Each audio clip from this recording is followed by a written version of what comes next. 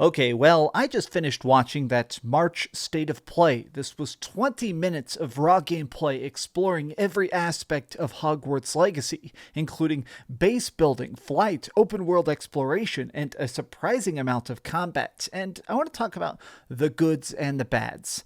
I think I was a little bit wrong to be so excited for Hogwarts Legacy, but let's talk about the concept of it. What's up, gamers? Dreamcastguy here, and first and foremost, I actually very much appreciate that Sony's been doing these very big state of plays more often. Every month or so, they actually do a deep dive on a specific project, something like Gran Turismo, Ratchet and Clank, Horizon Forbidden West, and now Hogwarts Legacy. A chance to know exactly what you're going to be purchasing. Well, Hogwarts Legacy is coming very soon. It's coming out in just a couple months, or I guess what, holiday can mean like October 2022. But what's weird about this is that it is a Harry Potter game, but it doesn't take place during Harry Potter's lifetime. This is a game where you're going to be creating your own student and walking around the grounds of Hogwarts during the 1800s, which means that you're not going to be seeing any of the characters that we typically know about. Most of them have probably not even been born. Their parents probably haven't even met yet. But how does it play? That's always my biggest curiosity is gameplay is king. How do you actually explore and beat people up inside of Hogwarts Legacy?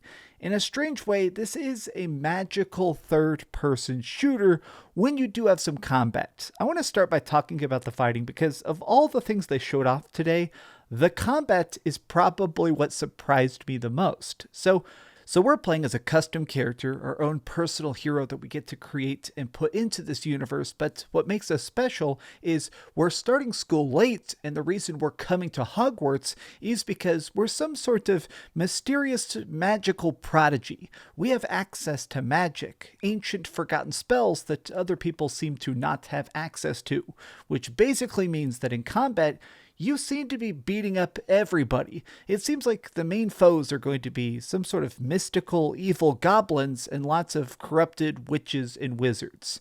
And during the course of these fights, it seems to be very adaptive combat. Like, your guy can actually toss people away, lift people up in the air. By using charms, you can actually stun people, cause them to be held to the ground, or even do some very crazy stuff like catch people on fire. I saw at one point, he hit a suit of armor that was alive, he pulled a sword out of its hand, and then impaled it with its own sword, which to me looked very, very epic. I'm actually impressed about the fact that this does seem like it's going to be pretty action focused. Now, I've seen all the Harry Potter movies, I've read all the Harry Potter books, and I'm kind of mixed on them. Like, growing up, of course, I thought it was very, very cool, but now as a 35-year-old guy, I mean, I don't care that much about Harry Potter and his goofy friends being delinquents. But something about this does seem to really kind of stoke that mystical feeling that I remember from early Harry Potter.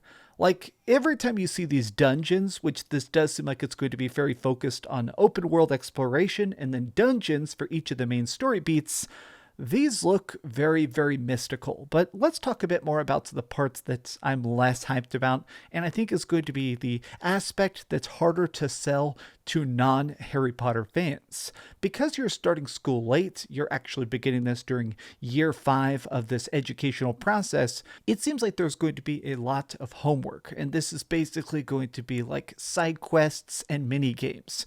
But even beside that, it seems like there's going to be a big chunk of Hogwarts Legacy that's just sitting in class. Now, you can make this flashy and cool and stuff, but to me, as somebody that does not care about Harry Potter lore, like sitting in class and listening to people explain about the origins of herbology or talking about the mystical beasts we're going to encounter, I don't know, like already even looking at these classes and stuff, it does not look very entertaining to me, and this does seem like it's going to be a major focus of the game itself. They talk about the fact that there's going to be like a system where you can actually make friends with your classmates, impress teachers, and build up special bonds with people, which is interesting, but I don't know, I kind of just want to blast people. But let's talk more about the open worldness of it, because you do seem to have entire free roam of the grounds of Hogwarts and beyond. They did show that you can actually fly on stuff like hippogriffs. You can fly on a broomstick. It seems like you're going to have full range and travel abilities, including leaving Hogwarts to visit Hogsmeade, the nearby town. All of these seems pretty cool, but there's also a customizable base.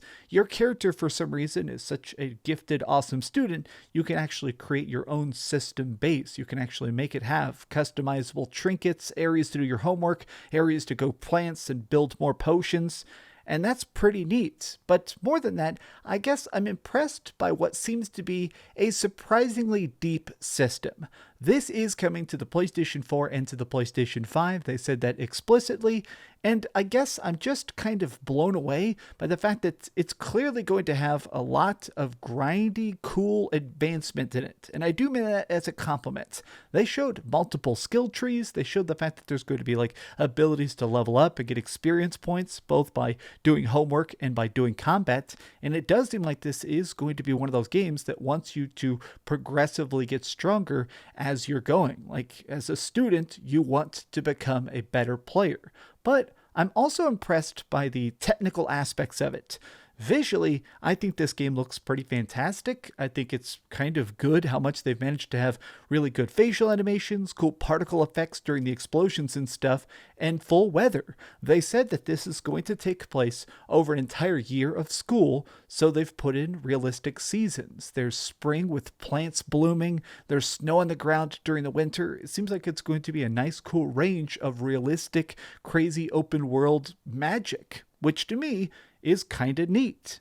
I find myself to be a bit mixed as it currently stands because as good as this gameplay is and as exciting as I am for this project, I'm still not fully hyped. I guess what I could say is that I'm not exactly counting the days till the release date. I'm going to buy this game, I'm going to check it out, but as it currently stands, I want to see more of a reason to why I should care about this journey, why this needs to exist. Why this isn't a movie, why this isn't a book. Show me why this is going to be an epic video game. Either way, I'm definitely going to be open-minded. I'm definitely curious to see more of it, and hopefully we get some sort of teases about it soon. I want to see more about, I don't know, what's going on. But what did you think about it? Did you watch that state of play? Are you excited for Harry Potter? There was actually hundreds of thousands of concurrent viewers when I was watching this on Twitch, which seems nuts. I mean, Harry Potter I knew was big, but this game seems like it's going to be a very big seller, even if it's not mainstream in the typical sense. But tell me your thoughts in the comments down below. If you enjoyed this video, please give it a giant thumbs up, share with your friends, and subscribe if you haven't already. But do me the biggest favor of all, and keep dreaming. Expectro subscribus. That's bad. Thanks so much for watching that video. If you want to see something else, you can always click this link to see what I put up last, or, subscribe and see what's coming up next. Also, I promise that whatever I do, it'll try not to suck.